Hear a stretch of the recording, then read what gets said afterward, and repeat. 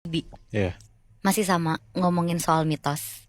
Tapi kali ini mitos yang bakal gue bawain ceritanya sifatnya tuh lebih khusus atau ya emang adanya di tempat itu doang. Mitos tentang tugu atau monumen yang letaknya tuh di satu SMP di salah satu kota di Jawa Tengah. Hmm. Cerita ini gue dapet dari namanya Sakti, yang kebetulan dulu tuh sempat sekolah di sana. Sebenarnya ada nama monumennya, tapi Sakti tuh nggak mau nyebutin. Yang pasti, secara bentuk monumen itu tuh kayak bambu runcing yang berdiri sebelahan gitu, dan ukurannya tuh yang satu lebih rendah dari yang satunya lagi. Hmm. Monumen ini tuh dibangun buat ngenang 3 siswa yang gugur pas ngebela gurunya dari kejaran sekelompok tentara Jepang waktu itu. Oh shit. Oke. Dari pertama kali sekolah di situ, Sakti ini udah denger banyak banget lah cerita urban legend di sekolahnya. Apalagi bangunannya tuh emang beneran peninggalan Belanda. Salah satu urban legendnya tuh ya tentang mitos yang gak boleh sembarangan atau sompral di area monumen itu. Sampai akhirnya pas Sakti ini kelas 9, dia itu jadi semacam mantan pengurus OSIS gitu, yang kebetulan ngebantu buat LDKS atau penerimaan anggota OSIS baru. Gak tahu apa yang ada di pikiran dia waktu itu, tapi intinya si Sakti ini tuh ngide gimana kalau acara jerit malam kelilingin lingkungan sekolahan itu, dan salah satu posnya tuh persis di depan monumen itu. Katanya pos ini nanti isinya tuh kuis tentang pengetahuan sejarah tugu ini. Sebenarnya banyak yang gak setuju sama Sakti, tapi ya dengan alasan biar adik kelasnya ini punya rasa kepemilikan sama tugu ini, jadi akhirnya pada setuju.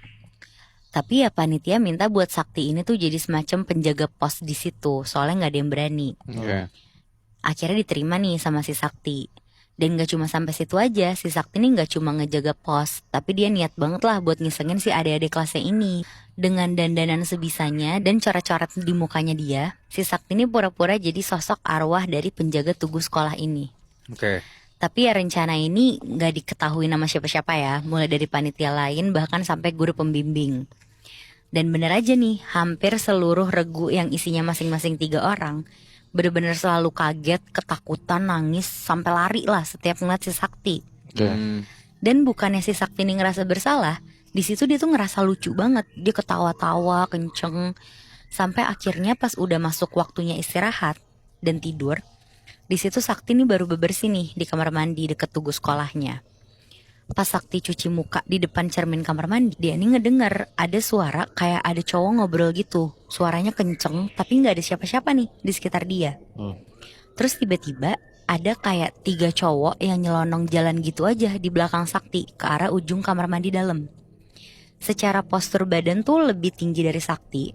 Terus vibesnya tuh kelihatan kayak lebih tua gitu. Sosok ini jalan sambil kelihatan fokus ngobrol serius gitu. Dan di situ Sakti tuh mikir, oh berarti suara barusan dari 3 orang ini. Tapi kok orangnya asing. Dan yang lebih anehnya lagi, masa secara posisi kan sekarang makin dekat sama Sakti, tapi suara obrolannya tuh malah kayak jadi makin pelan gitu. Jadi pas tadi belum masuk ke area kamar mandi tuh suaranya kedengeran kenceng, tapi makin masuk dan ngedeket tuh suaranya makin kecil terus hilang. Oke. Di situ Sakti tuh agak teriak kenceng gitu kayak nyindir, bilang permisi dek, tapi nggak disautin sama sekali. Di situ si Sakti mulai sebel. Dia langsung buru-buru jalan ke arah 3 orang tadi, ke arah ujung kamar mandi, dan pas sampai di sana gak ada siapa-siapa Bi. Wow. Bahkan setiap pintu toilet yang dia coba buka, bener-bener semuanya kosong. Anjing. Gak tahu banget tuh dia sosok tadi tuh pergi kemana. Di situ Sakti masih sosok berani tuh, dan sebelum cabut dari kamar mandi, dia malah sompral nantangin sosok itu. Pas baru jalan ke arah ruang OSIS dan ngelewatin tugu, Sakti kaget soalnya di situ dia ngeliat udah ada 3 orang cowok lagi duduk ngadep ke arah tugu. Kelihatan kayak lagi nulis gitu, mirip sama peserta jerit malam sebelum-sebelumnya. Padahal pas ngeliat jam tuh udah mau jam 12 malam. Harusnya kan udah gak ada lagi tuh yang giliran keliling. Iya. Akhirnya sama Sakti disamperin nih. Di sini si Sakti kayak tegas gitu, ala-ala senior, dan Sakti di sini nyindir lagi. Di situ Sakti tuh bilang, yang lain udah selesai kok, kalian masih di pos ini. Lama banget, kalian pasti gak tahu kan jawaban pertanyaan pos ini. Tiba-tiba ketiga orang ini bersamaan ngangguk sambil masih nunduk, terus pada bilang, tahu. Dengar gitu sama si Sakti langsung makin ditantang kan. Mereka disuruh ngejelasin, Dan pelan-pelan mereka bertiga nih berdiri tapi masih ngebelakangin Sakti gitu. Terus ngomong persis dan bareng. Apa yang diomongin sama kecepatan omongan itu kayak semuanya bareng banget. Dan yang lebih anehnya lagi, mereka ini bisa cerita beneran detail tentang sejarah Tugu ini, sekaligus kejadian yang terjadi ke murid yang jadi korbannya dulu. Oke. Oh. Mulai dari dikejar Jepang, ditembak di titik mana, jam berapa, dan masih banyak lagi detail-detail cerita yang mereka tahu. Oke. Jujur si Sakti ini bahkan ada yang dia nggak tahu tuh cerita dari yang diomongin sama 3 orang ini. Kalau dari ceritanya ini tuh si Sakti ya udah nggak bisa nyalahin lagi lah si adik kelasnya ini. Jadi abis itu si Sakti nyari kesalahan lain. Salah satunya dia bilang kalau 3 orang peserta ini tuh nggak sopan karena ngomongnya tuh belakangin dia.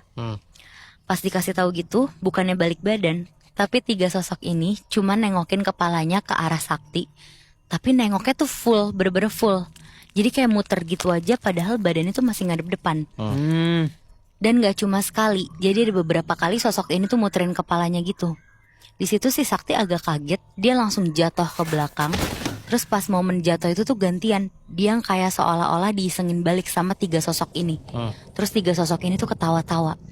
Terus gak lama dari situ, si ketiga sosok ini tuh lari ninggalin Sakti sambil teriak-teriak kencang bilang, "Lari, lari!"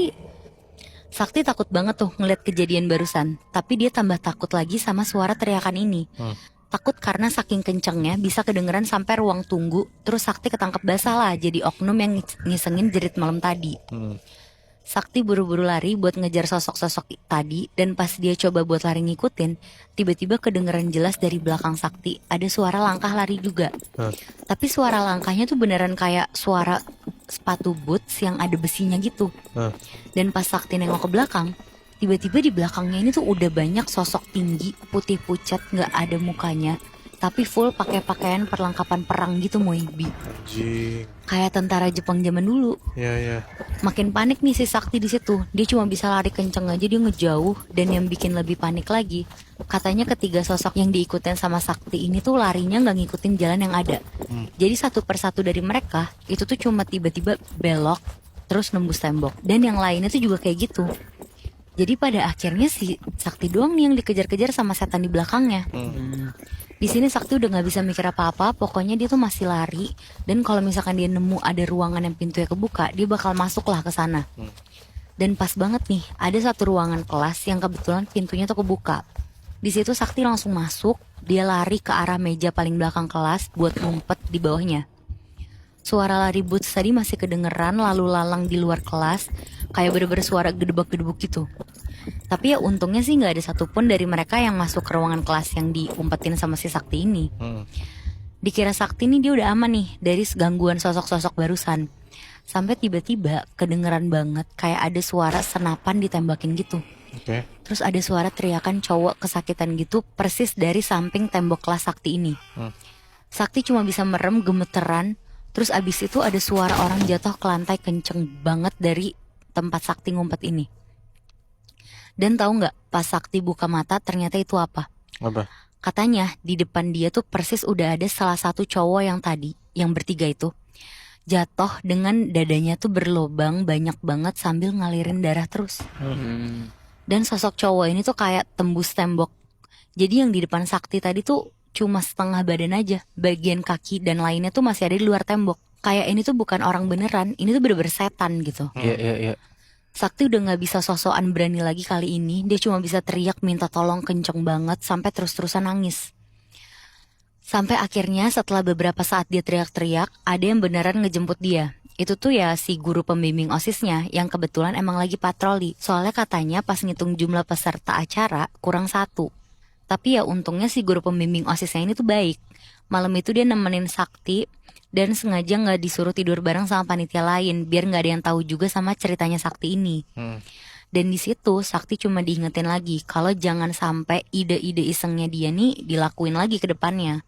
Soalnya katanya guru pembimbing ini, sosok-sosok di sekolahnya mereka nih udah mulai tahu keberadaan Sakti gara-gara kejadian malam ini. Wow.